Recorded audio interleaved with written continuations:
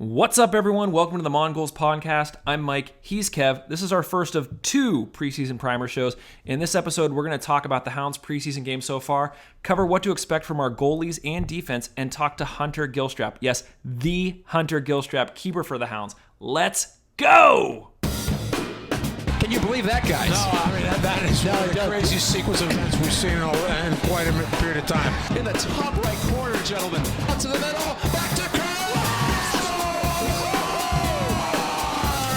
Oh, my God. He stands up next to him out and he jumps it down. The Hunter Gilstrap. Yes. The Hunter Gilstrap. Hunter was nice enough to join us on Thursday, so prior to their Akron game, which we're going to talk about here in a little bit. But we'll have that interview later in the show. He was gracious enough to come on and give us a lot of insight into both the goalies and the defense for the upcoming season. So definitely worth sticking around to listen to that. Yeah, he was great. He was great. Let's get right into it. So far the Hounds have had 4 preseason games. They still have 1 scrimmage left against Columbus Crew. Out of those 4, they are 2-2. We've scored 6 goals. We've allowed 4 goals. Just a quick overview of those games. We played Penn State, and we won 2-1. We played Ohio State, and we won 3-0. We played Michigan at our Fan Fest over at Highmark Stadium. We ended up losing 2-1. And then most recently, we played Akron this past week, and we lost 1-0 on an own goal. So it's not like Akron put one in. There was a slip up by us. It's the preseason, so there's not a ton of takeaways, but there are some patterns that we can start to key in on. So Kev, is there any takeaways you can get just from what we've seen thus far? Yeah, it's hard. I mean, with preseason, it's part of it's fitness, part of it's trying to get everyone to kind of work well together, part of it's maybe trying out some new things. So it's hard to kind of, look at preseason performances and really take anything meaningful or significant away. But as you mentioned, there are some patterns we can start looking at. I mean, one of them being, I think, at least in the 2015 games that we previewed, we saw a lot of the Hounds playing a 4-2-3-1, and that was a pretty similar, or I guess a consistent thing that happened over the 4 preseason games, mostly 4. But 3 of them played the 4-2-3-1. One of them played 4-4-1, 4-4-1-1, and which I thought was interesting. I mean, because I think we talked a bit about that at the end of last season. How if you're going to build a team around anyone, Moloto looks very, very good and very, very skilled, and I think maybe his best position might be in the middle of that 3 in a 4-2-3-1. And then other people kind of fill in very, very nicely around that. So it was interesting to see that. And then, we see some of the kind of similar or consistent kind of attacking players and consistent kind of defending players, albeit maybe moved around a bit and shifted here or there. But I don't know. What are your thoughts on it? No, I think, you mentioned how they played the 4-2-3-1 for most of the time. 3 out of the 4 games they played a 4-2-3-1. The last game they played a 4-4-1-1.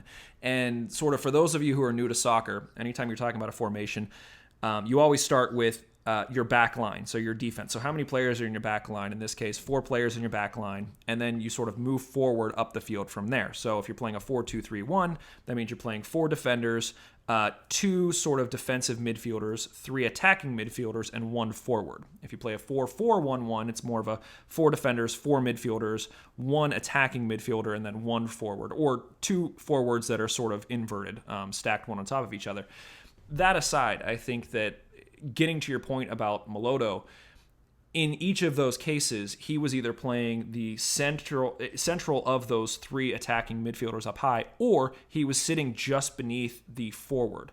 And I think having him in that attacking position where he may not have a ton of defensive responsibilities, and he has a lot more freedom to be that creative fulcrum for the attack, that gets directly to your point of trying to build a team around that sort of skill. There's a lot of other skill players on here. I mean, we've talked about in the past about Kevin Kerr and how skilled he is in helping to push the attack forward. But I think having Moloto in the middle of the field, as we saw last year, especially in that last stretch, having him higher up the field, that was the catalyst for a lot of our goals. So I think it's good to see that that's one of the anchors that they're trying to put in place this early in the preseason. Yeah, I mean, yeah, he creates goals, he scores amazing goals, as we saw, especially at the end of last season. Another thing I thought was pretty interesting was, Green was one who kind of moved around a lot, I guess, last season. He'd play up front, he'd play at fullback, and in the preseason, he's been kind of partnering Okai in that kind of two, the holding midfielders. And I think that combination of Mike Green and Stephen Okai, I'm really excited about that, because I think, as we talked about before in the 2015 games, you don't really want to see two out and out defensive midfielders in that position. Ideally, maybe you want one very stout defensive minded player kind of partnering with a deep lying playmaker, and I think that definitely fits with an Okai and a Green. Green maybe having a bit more of the responsibility of kind of shifting the ball forward quickly and turning defense into attack, and he obviously has the technical capabilities to do that. And Okai being just a very kind of dominant figure and especially winning headers and kind of slowing up the opposition's attack. I'm really excited to see, number one, if that consists into the season, and number two, how well they play together. Yeah, and Okai, some on Twitter were giving him the nickname the Magician after one of the preseason games where he got 2 goals. One was in the run of play and one was a penalty. So he could definitely chip in on the offense as well. So I agree. I think seeing one of the things that Coach Stevens said from the get-go was that there were 11 positions that were up for grabs here. And just in terms of the depth that the team has. But it seems like over the last few games, they've definitely settled into a consistent look, a consistent feel, at least for the start of the games, and then they can try some stuff out. So I'm glad to see that there are some players that are settling into those positions. And I agree with you. I think that seeing Green and Okai sort of there as those holding midfielders is definitely something that's going to be interesting and fun to watch. I think the other important thing is we're seeing a lot of new faces coming in this season, and Mike Green and Stephen Okai are players that have been here before. So kind of having them side by side where they can kind of run the game together, I think will be really, really interesting. I agree. I think one of the other takeaways, and again, it's preseason. There's not a ton of stock you can put into it, but one of the things that has been coming up, especially in local newspapers and things like that recently, is a concern about lack of scoring. Obviously, we lost Robbie Vincent. For those who don't know, Rob Vincent was our leading scorer last year. He has since moved on. He's now playing with DC United in the MLS. So best of luck to you, Robbie. You've been getting some starts, which has been amazing for us back here to watch you. But where is that additional scoring depth going to come from? And so I mentioned, over the 4 games, we scored 6 goals. We started off hot, and then the last 2 games combined, we've had 2 goals. Technically 3, but 1 was against ourselves. So we're really going to have to figure out where that scoring depth is going to come from. Because, again, it's preseason, but this is also playing against college teams. This isn't other USL teams that we're competing against. So we don't want to come out of the gate and be shell-shocked a bit. We know there's some attacking talent. We're going to talk about that in the next podcast. We won't get into that too deep here. But I think the takeaways from the first 4 preseason games we've seen thus far, there may be a bit of an underlying concern about the cohesion up top in terms of putting the ball in the back of the net. Yeah, and it's tough because, as we mentioned before, it is just preseason, but you're right. It's college teams. You want to maybe see a bit more goals, and anytime you lose your top scorer, I think you can kind of trick yourself into thinking everything's going to be fine, especially when we're bringing in a lot of new attacking players like Parks. But yeah, I mean it's never going to be as a smooth transition as maybe we hope for. Vincent, 20 goals, that's a big hole in your team, and it's not going to be easily filled. It's especially not going to be filled by just one player. So I'm sure there's going to be a lot of other players that are going to look to try to chip in and get a higher goal return, and then also getting goals in different ways. So we saw Okai getting 2 goals. That's going to be important. Maybe having a bigger presence on corners and free kicks and things like that. But it'll be interesting to see how the attacking lineup kind of unfolds here at the end of the preseason, at the beginning of the preseason. I mean, at the beginning of the regular season. Yeah, you're getting itching for it, and so I'm am I. so excited. I'm tripping over my words. Like I said, we've had four preseason games so far. We still have one more scrimmage, essentially, against Columbus Crew, who in the offseason, the Riverhounds have partnered with Columbus Crew. Again, we're going to talk about that in the next podcast, talk about what that partnership means for the club, what that means in terms of players sort of coming and going. But it will be nice to sort of go out there and just have a run at Columbus's team. Whether or not they'll put out their first team or not, it'll probably be a lot of sort of super subs, which Columbus has a lot of, which could play in our favor. But that's coming up. Any other last thoughts about preseason games in general, Kev? I think we covered. The New Jerseys. Let's talk about that. Let's talk about the New Jerseys. Yeah, let's talk about the New Jerseys. The New Jerseys. Let's talk about it. So after FanFest, the Hounds debuted their New Jerseys for this year. The one kit is basically solid yellow, top to bottom. So yellow top, yellow shorts, yellow socks, and there's a black single stripe that sort of goes across the chest. And the secondary kit is navy. I guess you would say it almost has like a navy to royal fade through the top, and then through that fade you have some vertical stripes that are sort of reminiscent of the black and blue stripes from last year. So what are your thoughts on these, Kev? I really like them. I really like, because I like when clubs kind of put out, you have your one jersey where you can kind of, it logically makes sense to wear it out like on a night out. Like the blue and black jersey, I mean, that it goes great with a pair of jeans, whatever. I mean, you could kind of see yourself wearing that out and about, whereas the yellow one's a bit more nuts. But I like that. It's the kind of having that nice balance. And I don't know, in the last podcast, we mentioned how I'm a European soccer fan, and the yellow jerseys, I don't know, remind me a lot of Borussia Dortmund jerseys, and I mean, they're an incredible team. It's like the same yellow too, which is like, I'm hoping for a little bit of like a voodoo goal transfer. That'd be awesome. But I actually really like the yellow jerseys. I think they're really cool. Yeah. I think the yellow jerseys look really good, and they sort of, it's funny because I mentioned sort of the partnership with Columbus Crew. Last year, Columbus debuted a solid gold kit, or solid yellow kit. It was basically the same yellow, and it was widely regarded as one of the best kits out there. Like when you look at yellow in the US, you think of Columbus Crew, at least in terms of the MLS. And I think doing something similar is really nice, especially since Columbus went away from the yellow this season and went with some... A lot of people hate it. If you've seen it, you know what I'm talking about. They did a whole new kit just based on their flag. So it's like a combination of white and like baby blue and red and yellow, and they need to go back to the solid yellow. So I'm really glad that the Hounds went with something that looks like a solid yellow. I think it's going to look really good on the field. It's going to stand out. But I totally agree. Like when I saw the Hounds put out a picture and Maloto is rocking the navy blue to the royal blue fade, like I almost immediately wanted to go out and just buy one and just start wearing it around the house. I think it looks amazing. Yeah. So I don't think there's any complaints. I think they did a good job this year. I think in some past years there have been some kits that have come out that have been questionable.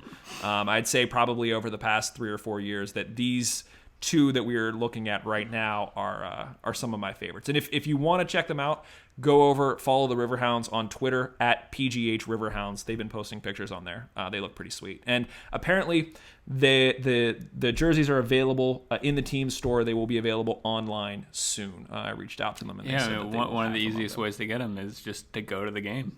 Just go to the game. Go to the game. Watch the Riverhounds and get a sweet jersey while you're there. Get a sweet jersey. I mentioned you can follow the Riverhounds online on Twitter. You can also follow us on Twitter at Mon Goals. That's at MONGOALS. You can also reach out to us if you have any questions, comments.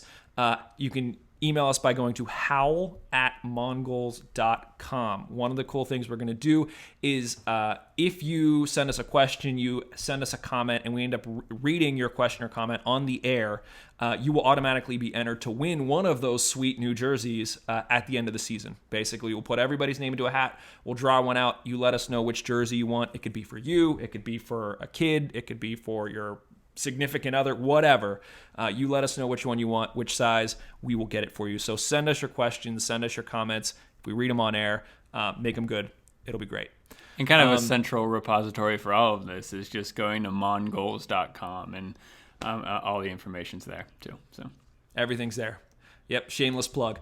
So we mentioned it is at our the start podcast. of the show. I feel like it's not. It doesn't. It need is to our. be It's shamed. our podcast. We're going to shameless plug it. Yeah. So I mentioned that at the start of the show that we're doing 2 preseason primers. And the idea is we want to make sure that we give you enough information that you can go into the game and have a good understanding of these players individually. And we feel that, 1 through 11, there's a lot of players on the team, and that's not even getting into a lot of the players you're going to see step on the field as subs. So rather than try to tackle the entire team in one podcast, we figured let's break it down into 2 chunks. Let's break it down in the defense and the goalies. In one show, and we'll talk about the midfield and the forwards in another show. And so this one we're focusing on defense and goalies. As I mentioned, we have the interview with Hunter that's coming up. That's fantastic. So it just made sense. So in terms of the goalies, we're not going to get into that too much. We'll just leave the teaser out there. Hunter talked a lot about his relationship with Mauricio and Brendan, hometown boy Brendan. And so we'll get into that a little bit. Kev, let's talk about the defense, because looking at these preseason games, it seems like for the most part, we're getting into a situation where the back line may be close to being locked down. So talk a little bit about, what we've seen in terms of the 4 guys that are being run out consistently here. Yeah, I mean, so just as a fan, these are the kind of names that you want to start remembering, right? Because these are the games that these are the players that it's maybe more likely now that you're going to see them week in, week out. So Jordan Merle, Willie Hunt, which is one of the returning Riverhounds players. He's been here for a while. Sergio Campbell and Isaiah Schaefer. Those were the starting back 4 for the first 3 preseason games. The two of those first 3. The most recent one, it was Merle, Hunt, Campbell, and then Postal Weight in place of Schaefer. But then Schaefer got subbed in. So it seems like, for the most part, Jordan Merle may have that left side back sort of locked down. Willie Hunt and Sergio Campbell are sort of stalwarts in the middle, and then you're going to either have Isaiah Schaefer or Postal Weight on that right side. So let's an interesting thing I thought was, Willie Hunt, it would be the oldest player on that back 4 at only 28, which is, that's a young back 4, which can be exciting a lot. As Hunter kind of mentioned this before, it's a very athletic back 4 just by virtue of their age, which is, I think you're going to see a lot of high energy football or soccer, which is really exciting. Another interesting thing I thought was it seems like partnering Willie Hunt, Sergio Campbell, 24-year-old Jamaican international, which is pretty cool. Very much like Romeo Parks, one of the new strikers that we brought in, who is also a Jamaican international. Drafted by the Columbus Crew at 19th overall last year, and now he's on the Riverhounds. So I don't know. Out of those 4, I'm particularly interested to get to know Sergio Campbell and see kind of how he fits into that back 4. It's tough as a new player coming in to try to, coming into a new city, coming into a new dressing room, a new kind of style of play, and all this kind of stuff. So. I think as fans, we need to be aware to kind of give these guys time to bed in. Exciting prospects for sure.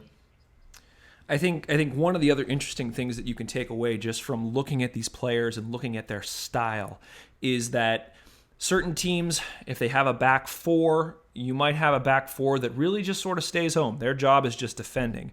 And that doesn't necessarily seem to be the case with this back 4. You have the Willie Hunt and Sergio Campbell in the middle that definitely will sort of hold things down and stay there. But Jordan Merle on the left side, Jordan Merle played with Real Salt Lake of the MLS. He played with their USL team last year, the Real Monarchs. Played 17 games for them. He likes to do a lot of bombing up and down that left side, which is something that, Kevin, in the games that we reviewed from last year, we weren't seeing a lot of. We didn't have somebody on the left back that would really make runs up and down the field that would sort of keep the other team's defense pushed back a little bit and give our midfielders some room to run. So I think that's exciting. But then on the opposite side, you have Isaiah Schaefer, who played for Finland last year, and like I said, Caleb Postlethwaite, who got the start in this most recent game. Caleb is fresh out of college. He played for Butler University last year.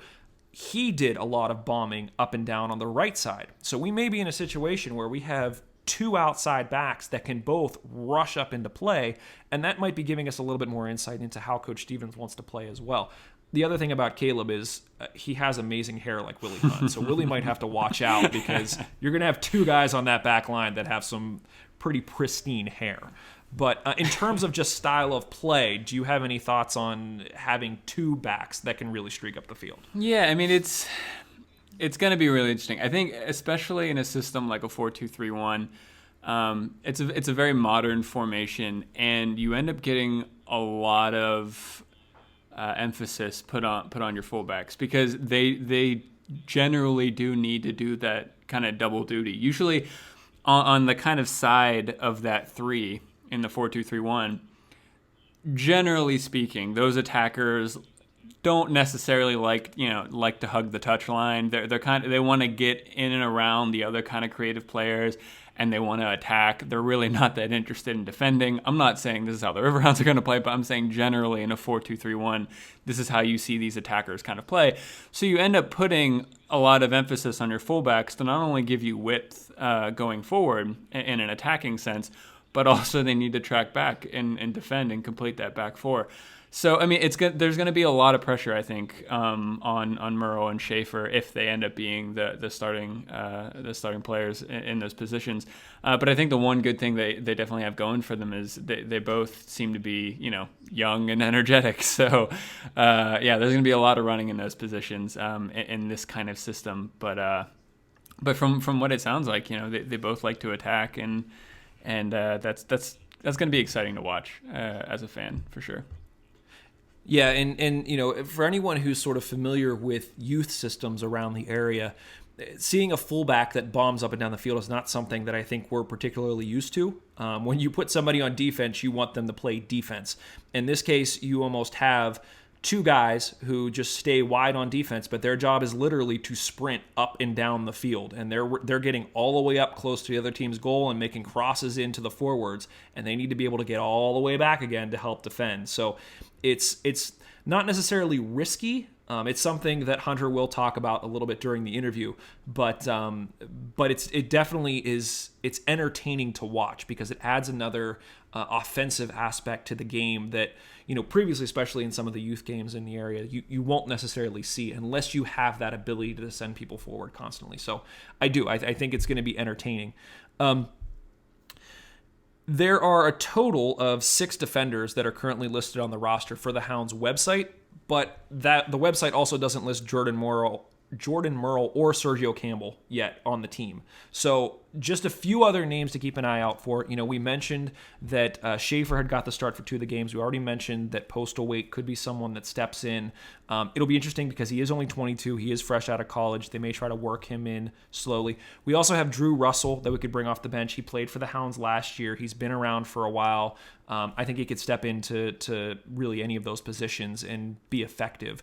We also have a player named Ryan Dotson who played for the University of Denver last year. He's listed as both a defender and a forward on the team's website, which is interesting because that's not really. I can't wait to see him. I mean, he's going to just play all the positions. Yeah, he'll just sort of take it from our end line and just carry it all the way up and score, which would be amazing. And then there's also Karsten Smith, who played for the Fort Lauderdale Strikers of the NASL last year. Karsten got a start at center back in the first preseason game that we had against Penn State, but hasn't made a start since. But it would be really good if we start to establish much more depth at each one of those positions so that if anybody goes down, it doesn't mean the end of the season for us. So, that's sort of the defense in general. We threw a ton of names out there at you. Like Kevin mentioned, I think that the four, if we had a crystal ball and we could look into the future, based on what we've seen in the preseason, the four that you're likely going to see when we go out there on April 2nd to take on Rochester is likely going to be Jordan Morrow on the left side, Willie Hunt and Sergio Campbell in the middle, and either Isaiah Schaefer or Caleb Postlethwaite on the right side. And like we said, those two guys on the outside like to go up and down, and you're going to have Campbell and you're going to have Willie Hunt sort of stay at home in the middle, locking things down. We didn't spend a lot of time talking about Willie Hunt. There were a number of games we watched last year, and we said that Willie Hunt was our player of the game. Yeah. Really smart defensively. He can move. Moves the ball pretty well, and he can shut guys down. So I think it's going to be an entertaining. He's a good Pittsburgh defender. I think a lot of kind of Pittsburgh, locals will like to see his kind of style of defending. Yeah, no, I'm very excited for Willie to come back and kind of, quote unquote lead that back line as the kind of experienced, only being 28, experienced player in that back line. For those Pens fans out there, I wouldn't make a direct comparison to somebody like Chris Letang, but in terms of like the hair, the looks, and sort of the shutdown ability and the ability to move it forward, that might be something when you look at Willie Hunt and you think Chris Letang. I don't know if he would necessarily be against that. So just something to keep in mind. So Kevin, what's your X factor for this group? What do you think is going to define whether or not this works out or not? I think it's communication's always a big thing, especially when you have players coming and going, like the fullbacks going up and down the line. But I think Willie Hunt's going to be really important for this defensive unit coming up here, kind of the organizer, him and Hunter, really, to kind of make sure they play as a unit rather than four individual players. Yeah, I agree. I think that, one of the things that we'll talk about here in a second is that the communication and that trust that you need to have across a back line is so imperative. And with a back line as young as we have and as new as we have, with Willie really being the only returning sort of starter of those four, you're going to need somebody that's going to step in and organize it and make sure that everybody's on the same page and everybody knows when to press and everyone knows when to drop off. And so therefore, I think my X factor of this group is actually Hunter Gilstrap as the goalie, sort of calling out the orders, calling out what he sees, and keeping everybody in check. So that everybody knows what their responsibilities is. And I think that the more games we get under their belt, the more that's just going to become intuitive. And he will still be crucial, but he will be less crucial than at the beginning of this season in terms of getting the defense in shape. Hey, speaking of Hunter, let's take a quick. That, Mike. It's almost like we planned that. Let's take a quick break, and when we come back, we will have our interview with Hunter Gilstrap. So, Kev, as we mentioned earlier, there's a lot of new faces on the Hounds this season, which makes it a little difficult to get a sense on how the team's going to perform. Thankfully, we happen to have someone on the line who is both a veteran of the team while also being a quote-unquote new signing, a man in a unique position to talk intimately about the keepers and the defense, and a man who not only wears number 1 on his jersey, but is our first guest on the podcast and is also now number 1 in our hearts. Riverhounds goalkeeper, Mr. Hunter Gilstrap. Hunter, welcome to the show. Oh, glad to be here. So great having you. So you spent 5 years with the Hounds before taking your shot-stopping expertise back to Carolina, much closer to where you grew up. Now that you're back in Pittsburgh, what's the first thing you did after being away? Let's see. Well, I basically moved back here to marry my wife. Wow. From the area. And so that wasn't immediate. That was, we were still engaged for a few months before that happened. But the first thing I did back was when I got back, was reach out to the Riverhounds about, about the possibility of getting involved with the youth academy and sort of I was looking for a full-time position, sort of even looking for a little bit more stability with getting married and all that kind of stuff. And through those conversations was able to get a great opportunity to coach and actually to play, which I wasn't necessarily planning for or expecting. So that's absolutely, honestly, the very first thing that I did when I got back. Riverhounds thing, first thing on your mind back in Pittsburgh. That's a pretty big statement. Yeah, that's pretty nice. That's pretty nice. That's loyalty, right? That's great. So obviously we're preseason's in full swing right now. And we kind of just wanted to get your thoughts on what the preseason is like in general as a player, because I think as a fan, at least personally, I can kind of take this perspective of, if my team, wins all the games, I am completely sure that, we're going to win the league that year. And if we lose all our games, then whatever, it's preseason, it doesn't count for anything. So I was kind of curious on, as a player, how do you kind of see preseason? Is it a fitness thing, or is it a serious kind of, barometer for how the season's going to start and how the season's going to go? Yeah, I've played for a long time now and done a lot of preseasons, and I'll say that I think the most valuable thing that comes out of your preseason is just getting to know everyone on the team. I think if you can't really put a whole lot of stock into, how well or how poorly you do in terms of, preseason games and that sort of thing, because it's almost as if every time I felt like we were really good in preseason, we ended up not actually doing very well, because it's hard to prepare. You spend so much time playing college teams, and stuff like that you don't really get a feel for, or a lot of preparation for, the actual season in your league. So, it's about getting to know guys. It's about building relationships and building trust and, fitness. So, nice thing about over the last 4 or 5 years is it seems like we've been able to have a longer time to do that. Earlier in my career, most of the USL teams operated with like a very short, 2-week-ish preseason, and that was tough. But I don't put a lot of stock in the results. We've done okay so far. We've done, we did well in 2 games, and then we lost to a college team. So again, I don't put a lot of stock into it. I think the training sessions have gone well, and we've been working hard, and we're getting to know each other. So, sort of one day at a time, grind through it. It's not the most fun thing as a player because, even there's no real exciting game at the end of the week. Even the ones against college teams are kind of hard to get up for as a pro. But, it's long and it's a grind, but it's almost over, thank goodness. I got to tell you, if you win the rest of the game, it's going to be hard not to get excited about it. As a fan, I just have to say that. But it's good to hear your perspective. We're world beaters. Yeah. So you mentioned that there's a lot of new faces, and preseason is really good for gelling. What are you seeing in practice that makes you optimistic about this group? I mean, it seems like at least the last 2 games you had sort of a consistent 4 in front of you on defense with Jordan Merle, Willie Hunt, Campbell, and Schaefer. What can you tell us about those guys, and what sort of makes you optimistic about the season?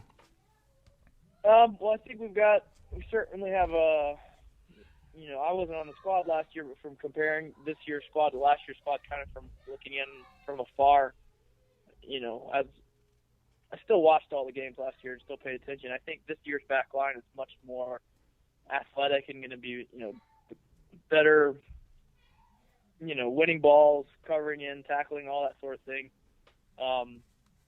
We're starting to gel. I think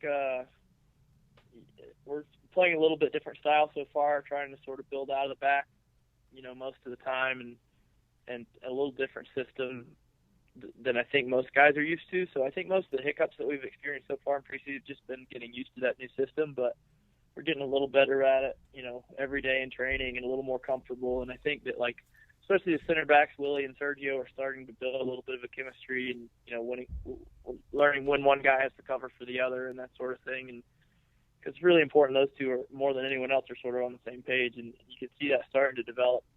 But we also have some depth there too, which is nice, just in case, because that's another thing that about, like I was saying about preseason, not putting a lot of stock, is that injuries happen, crazy things happen. So a lot of times you get real set on a back 4, and then something crazy will happen, and you have to change it, soon. So we do have depth, and we've got talent there. I think the outside backs have done a very good job. We've got not guys that are just good at defending, but guys that are good going forward and getting behind. And that's kind of, I think, what we're going to look for and ask for from the outside backs. You're sorry, my dog's climbing all over me.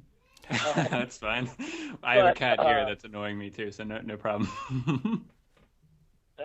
But we've conceded some goals, but I think most of those have just been, silly mistakes from, some nerves and some trying new things in set plays and stuff like that. So, and that's all just cohesion and getting to know each other stuff that, is easily eliminated, as you move closer into this. Yeah, going off that kind of cohesion thing, you talked a lot about there about kind of getting to know one another on the back line. I think especially for the defense, it seems like that's maybe a bit more important because I think as an offensive unit, a lot of the times you can maybe get away with they're good attacking players, they will figure out how to play together.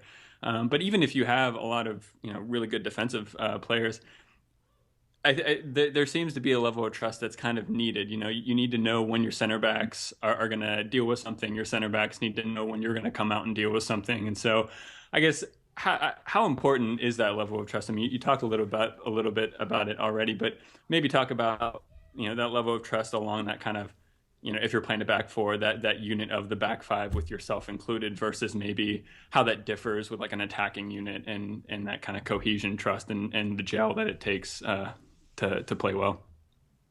Sure. I think it's vital. The goalkeeper and the two center backs have to always be on the same page. So, it's important that one, everybody's a good communicator, and two, that they're also listening and trusting the information that they're getting from each other, because it's one of those things where if one guy makes a decision to do something, then whether if that's one center back, then the other center back and goalkeeper have to key off his decision and adjust, sort of keep whatever the next thing that might happen based on his decision from not being, catastrophic. So it's tough, and honestly, the best way to kind of build that is you have to make mistakes with each other, and as you're getting to know each other, and to see sort of how that happens. And it's as I've gotten older, starting to realize that as those mistakes happen, that you have to approach them sort of as learning opportunities and opportunities to build that trust and cohesion, and instead of pointing that guy and say, why'd you do that, that sort of thing, because that all we talk about trust and building that cohesion, and as soon as you start to do that, then you don't trust each other, and then you're in for a long season. So I think I've been on both sides of that at different points in my career, where you've had a back line and goalkeepers who were all sort of on the same page, and that's when I've been on teams that have had the most success. So I think we're heading that direction. It's nice having guys that are super athletic in those positions too, because if one of those decisions is made is the wrong one, then the ability to cover in behind and all that stuff, and to make those big tackles, and we definitely have that. Willie and Sergio's super athlete too, so. And then you've got and you add to that the weak side outside back covering in behind. So defending outright, I think we'll be able to deal with anybody. I like that talk. That's good. that's something I'm excited about. I like that. That's great. But we don't just defend the whole time, and it's a complex system offensively too that involves our guys getting into the attack. So, I think some of the issues we've had in preseason have just been in those transitional moments where maybe our outside backs are caught high going into the attack.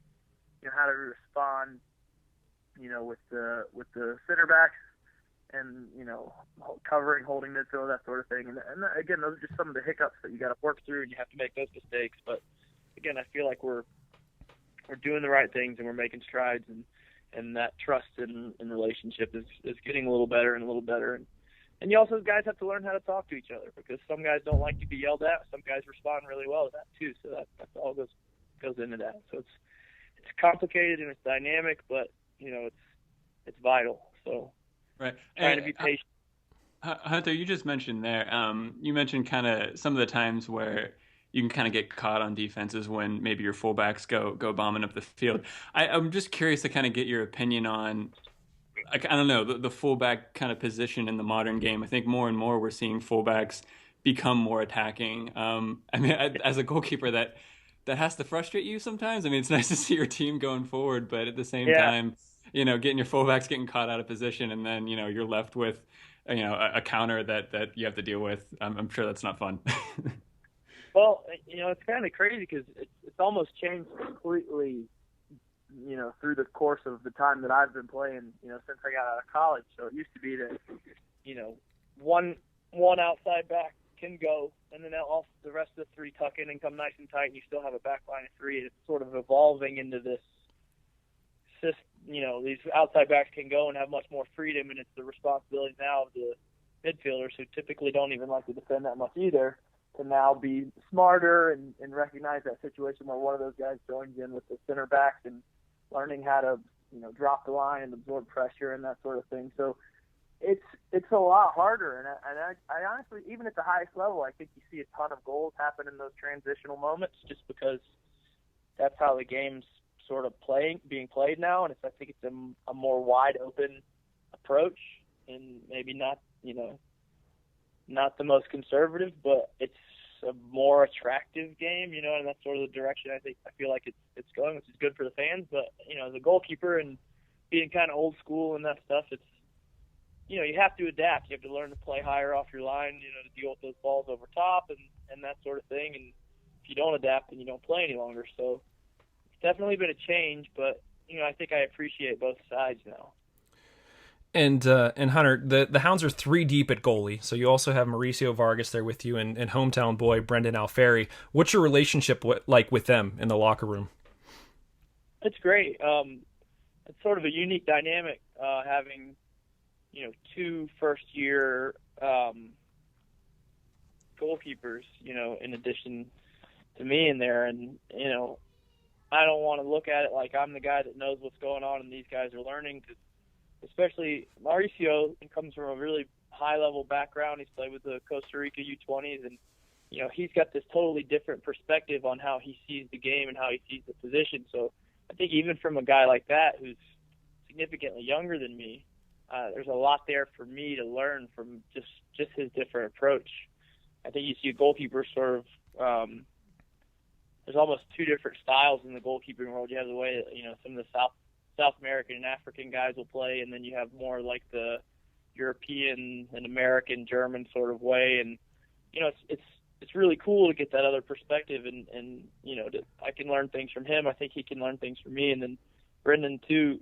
He's a super athlete, and he's kind of young and raw, but he's also really hungry and he wants to learn. And I don't know that there's a harder worker on the team, so I think it's a healthy dynamic. We have really great relationships with each other and with our goalkeeper coach. So I think that's really important, that you can go when the goalkeepers go to train together, that they're working hard for each other. And even though they're sort of all competing for the same spot, there's a lot of support there, and there's,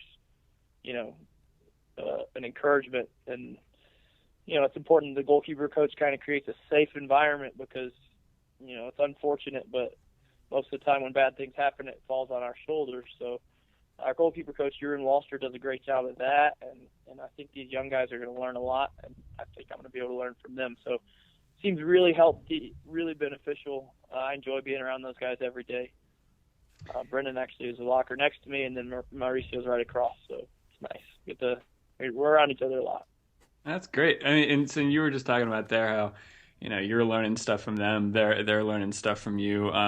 Kind of taking that to another world. You helped create the Hounds Goalkeeper Academy in 2011. As someone who coaches kids in the community, what would you say, like, the number one tip you can give to kids, whether they're coming in as a goalkeeper, an outfield player? What's some advice that you can give to kids who want to kind of take it to that next level and think about a career in soccer?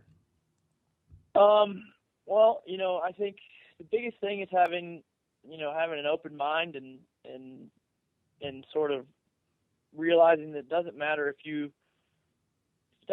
become the best in your team or the best in your area or the best in, Pennsylvania. Like, there's always somebody out there who's working harder than you, who's better than you. There's always another level to get to. So, if you love it and it's something you want to do and you're hungry about it, then hard work is super important to having success in this sport. And we get a lot of kids that come in, and we try to make it really fun, so that if they come in, even if they have no experience and have never done it before, we try to get them in and encourage them and get them to have a good time. And while we're showing them these things, and make it a fun atmosphere where the hard work they're rewarded for, and it's sort of a hard work that's enjoyable. So they start to sort of embrace that and internalize that and realize that this is, it is just a game, but at the same time, if you're something you really want and you want to put the time and effort in, you can take it. Hopefully, you don't know what the limits are. So that's probably my favorite thing about youth coaching is you take kids from all different levels, and you can make an impact on them just by, whether it's a beginner and you get them up a level or two, or maybe it's one of the best in the area and you help them to get to a good college and maybe have an opportunity professionally after that. That honestly is maybe even more enjoyable for me than playing. I don't know that you can compare them apples to apples, but I definitely have a passion for both. And, again, if you have interest there and you want to get involved in our academy, I think that the cool thing about it is that there's a position there for everybody. We have all levels available, and we sort of have an open door policy. So come in with open mind, come to have fun, and I think it's a really, really good environment for kids in the area. And, whether they're serious about it or whether they want to become pros, again, there's a spot there for everybody. You make it sound so good. I wish I was like 5 years old coming back up in Pittsburgh. Maybe we'll start an adult program. Yeah, that'd be great. Yeah, and total respect to you. I have 3 kids of my own, and they're sort of working their way through the youth system, and I've done some coaching, and to hear players with experience that feel so passionately about coaching is just, it's fantastic. So thank you for that. That's amazing. But I'm going to go from gratitude to sort of putting you under the fire here. We're going to jump right into our lightning round. So keepers obviously need quick reflexes, so we're going to try to do our part here to keep you sharp by coming at you with our lightning round. So what we're going to do is we're going to ask you a series of basically A or B questions. So you just have to pick either A or B. We're going to put 30 seconds on the clock, and we'll see how many of these you can get through. Okay? All right, here we go. Turf or grass? Grass. Beard or no beard? Beard. Free kick or penalty? Penalty. Wind or rain? Rain. Soup or salad? Soup. 1-0 shutout or 5-1 win? 1-0 shutout. Take a risk or play it safe? Take a risk. Soccer or football? Soccer. Nice. That's 7. That's 7. That's solid. When we were rehearsing this, I think I only got like 4, so that's really good. So you mentioned, you're involved in a number of different things with the community. Is there anywhere, like, for anybody that's listening, where should they go if they want to check out, the Riverhounds Youth Academy and some of the other stuff that you're involved with? Sure. Everything's up on our website. So www.riverhounds.com, and you just find the youth programs there in a little drop-down menu, and all of our programs up there. We've got programs for all ages, all levels, goalkeepers. We even do speed and strength stuff. We have a great speed and strength coach that does all levels for stuff there. So that's even just athlete development, not even soccer specific. So we're hitting covering all our bases there with that. And I would be remiss if I didn't plug my own program. So we start our spring goalkeeper training academy up in April, and that'll be a 6-week session, and then we'll do another one through June and July, and we might even do some week-long summer camps. And we've also got regular community summer camps as well. So lots of opportunities to get involved with the Riverhounds this summer. Our first home game's coming up April 2nd, so hopefully we can have a packed house for that. I know the weather was pretty awful last year for the home opener, so hopefully we'll get some of this weather that we've had lately then. So that's about all we got going on right now. That's a lot. So yeah, absolutely. Everybody go make sure you're there for the home opener, supporting the team. Absolutely. Hunter, this has been fantastic. Everybody go out and make sure you follow Hunter on Twitter. He's at Hunt Gilstrap. Instagram is Hunt Gilstrap. Are you anywhere else on social media, or are those the main two? That's pretty much it. Yeah, I have a Facebook account that my wife makes me keep open, but I'm trying to get rid of it. Well, Nice. Hunter, thank you again for your time. Like I said, this was fantastic. Best of luck this season, and go Hounds. Thanks, guys. I love what you guys are doing. I'm glad somebody finally stepped up and did something like this. So. Wow. I mean, I really don't know what else to say. I mean, that was amazing. Yeah, I didn't know what to expect. I mean, I've never interviewed anyone really before, and he was amazing. He gave us a lot of really good insight, and I hope you guys enjoyed it. Yeah, and Hunter, thanks again for talking to us. We really appreciate it. Hope to have you back on the show here at some point. I hope Kev, he enjoyed it. I mean, I hope it was at least somewhat enjoyable for him. I don't know. Yeah, we didn't get to the lightning round question of Chevy Chase or Bill Murray. So Hunter, if you have any feedback on that, feel free to hit us up on Twitter. What's your at answer, Mon Goals. Oh man, okay. Look, I grew up on Ghostbusters, so I have to say Bill Murray. But every Christmas it's Christmas Vacation, so I mean you I can't always forget how Chevy. good that movie is. Yeah. Yes, really it's good movie. fantastic. What are your takeaways from the talk that we had with Hunter? Was there anything that he said that you found to be intriguing, or something that you hadn't considered? I shouldn't say that you haven't considered, but something that surprised you that he said.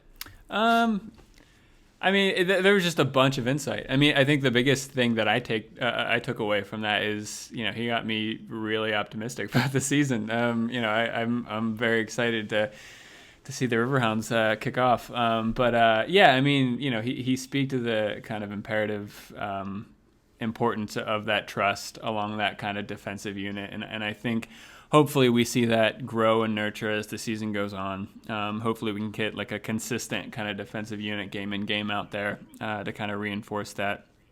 I don't know. What do you think, Mike? No, the one thing that jumped out at me was him saying that Brendan Alfieri was one of the hardest workers on the team. I think that's fantastic to see a young guy come in and really sort of stake that claim of like, I may be new, I may be young, but I'm just going to work my butt off. Like that's having players like that. That's what's going to take this team to the next level. I think that's what separated. I shouldn't say separated, but there was a lot of talk of Rob Vincent going into last season, how he was a good player. But then you start hearing all over the place that he's one of the hardest workers out there, and he just put in the time. And by putting in the time and working as hard as you possibly can, he was able to propel himself up to the MLS level and keep pushing. And I think that the more players you have like that, the better your club's going to be. So I think that was fantastic. But yeah, no, overall, I thought the interview was very enlightening. So, I thought it was interesting too how to see a player's kind of perspective of preseason. I mean, I mentioned in the interview how, if we win everything, then, if we win all the preseason games, we're winning the league. And if not, then it's fine, whatever, it's preseason. And so, yeah, it's interesting to see the kind of player's perspective, especially someone who, as he said, has been through a couple preseasons now. Right. Yeah. I also thought it was funny that we talked to him on Thursday, right before their preseason match against Akron, and he was saying about how, if there are mistakes, then you take them as a learning experience and you don't get down on anybody. And then the very following day, we had the case where Sergio Campbell scores an own goal. And that was the first thing that I thought of was it's the preseason. You're going to make mistakes and you learn from those mistakes as a group and you move forward.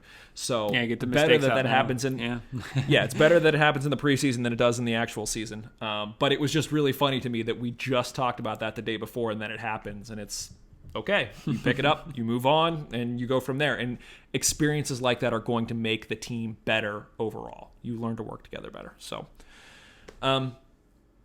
yeah, I think that, we talked about the goalies. We talked about the defense. Hunter came on, did a great job. I think that's pretty much it for this show, Kev. The next preseason primer we're going to talk about, we mentioned we're going to cover the midfielders and the forwards. We're going to talk about the partnership with Columbus Crew. We're going to preview the Hounds' first game against Rochester. Thank goodness that's coming up. As I mentioned, you have any questions, you have any comments, you have anything, let us know. Hit us up on Twitter at Mon Goals, or you can email us howl@mongoals.com. Otherwise, I think that's it, Kev. Anything else? Let's roll on Riverhounds. Roll on, Riverhounds. Let's go. All right, everybody. Thanks for listening. We will talk to you very, very soon.